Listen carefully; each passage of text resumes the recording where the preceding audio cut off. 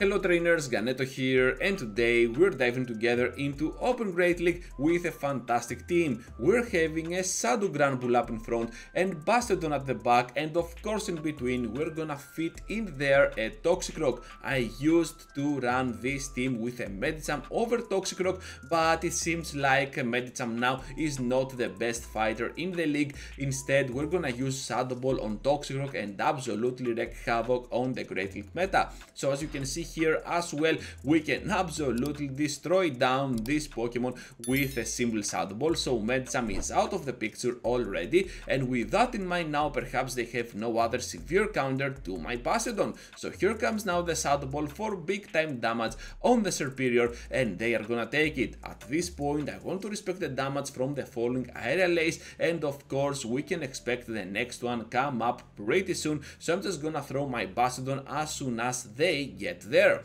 able to catch the move, and now with their own Bastardon at the back we are gonna have the first win for this video, and of course they will back out because they are already severely hurt and we can get the victory eventually. Thank you for that, trainer, and now let's move forward into the next one. We're having an Azumarill up in front, which is pretty troublesome since in order to get past it we need to sacrifice 2 shields in the process, but do not care at all about the situation because most of the times you're gonna do that, sacrificing 2 shields while your opponent sacrifices 0, because you want to maintain that alignment towards your advantage. With that said, now Toxic Rock will finish off Vigoroth right on the CMB for the second Body Slam, and of course we are gonna see now Azumarill come into the battle. All we have to do here is to reach to a simple Shadow Ball, and with that Vigoroth out of the way perhaps they have no other severe counter for my Bastardon. Now we will try to catch the move on our Bastardon. As you can see here, it is gonna be just a nice beam which is resisted, so it all depends now on what they might have at the back. To my surprise, we see a Cradily, but still it makes a lot of sense. They want to bait out of the picture the fighter so that Vigoroth can do that effectively, and of course right after their Cradily will have no weakness at all remaining at the back, which seems like a very solid strategy. But with Bastardon in our team we can definitely guarantee that we can get past through Cradily with ease. So here comes Stone Edge to finish off Cradily, and of course Azumarill will follow the same fate. Now let's head into the next battle because we are back in action with a Steel type up in front. Of course Granbull is gonna struggle a lot against this Pokemon, and all we have to do here is to block the Earthquake. However, my opponent goes for the Rock Slide, which is kind of a big bummer, but still we're gonna take that shield back with a potential close combat. We're gonna bait with a Crunch as always, but still they could expect the close combat, to be fair. At this point all we have to do is to keep farming down with those charms and still keep that final shield for that Earthquake that is coming up for sure from the Stunfisk. Down they go to the following counters. They have a Trevenant at the back. Let's get now to the Shadow Ball. They are not gonna expect it.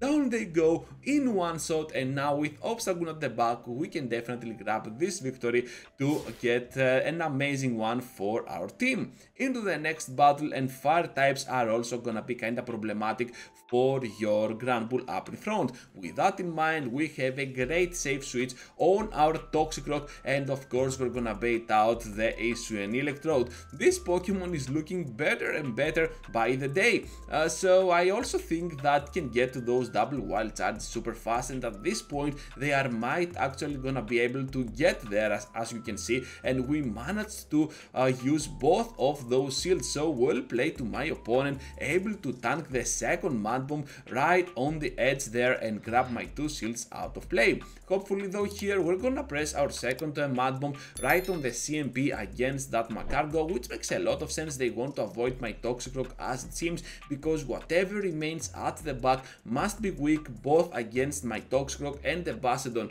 What could that Pokemon be? We will never learn, but I'm free to read your guesses right down in the comment section. Let's see now the next Pokemon, what it might be, and it is gonna be a Salazzle, another very bad one for our Granbull. Not only this Pokemon is a Fire type, but also a Poison type, double resisting my Shadow Charms. We do not like our odds at all, and now at the back they have a Lantern. Hopefully here with Mud Bomb we can do a lot of solid work, and all we have to do at this point is to outspeed to the next charge attack. We both need 6 of those counters for the next move, but as it seems we are slightly ahead here and we can finish off Lantern in style. Now Salazzle will return, but the rules have changed a lot because now they have the Guzzlord aligned to our Charmer, and of course Salazzle will have nothing to throw up against our Bastiodon. However, a simple Poison Fang will erase out of existence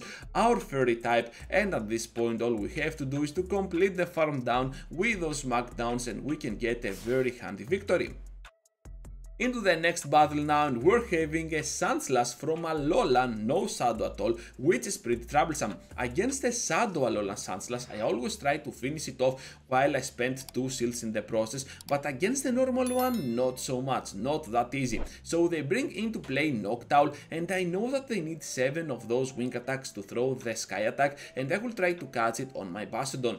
We can do that successfully, and of course right after they're gonna throw those Shadow Balls. It seems like Noctowl is gonna be kind of a mess for our Toxic Rock, excuse me, but for Bastiodon not so much. Able to tank all that energy and of course complete the farm down without any big effort. So here comes now their final Pokemon, which is Medicham, and I was expecting the Sandslash, but as it seems they want to rely a lot on that Medicham and of course keep Sandslash for the end game.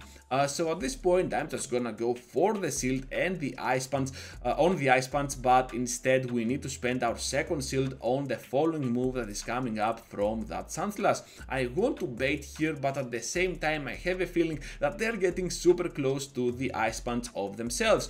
I was one more counter short to get to the Shadow Ball, but my opponent here, as you can see, can absolutely destroy me down with that Ice Punch, which is kind of a big bummer because right after I realized that if I pressed back there my Mud Bomb, I could easily get the win eventually. So well played to my opponent, absolutely got me over there. Into the final one now, and we're having another Steel type up in front. As always, gonna get to the close combat, try to get that first shield out of play, and to my surprise they're gonna press the move, not gonna go for the complete farm down, which is kind of a bigger win I guess. So at this point we can return into the battle with our Toxic Rock, and at the back they have a Shadow Razor Leafer. You know what a surprise. So at the very back end they must be having something like a Sableye, something like a Medicham, or even something like a Deoxys. Those are the 3 Pokemon that I am expecting. I stopped hitting for a moment there because I want them to farm less energy with their counter user, but as it seems they are not gonna do that. Instead they're gonna bring into the fight their Bastiodon, and of course right after all we have to do here is to feign down with our own Bastiodon, having now Toxic Rock coming into play. To my surprise, once again they have another grass Pokemon, which I was not expecting at all. So here comes now Shadow Ball, almost one-shotting Venusaur, and of course Bastiodon will follow the same fate, grabbing for our team the final victory for this video. So thank you for watching, trainers, and for staying till the end. That is gonna be all for today. I have over here 2 videos for you to check out. Also feel free to subscribe if you already haven't, and I will catch you up later into the next one.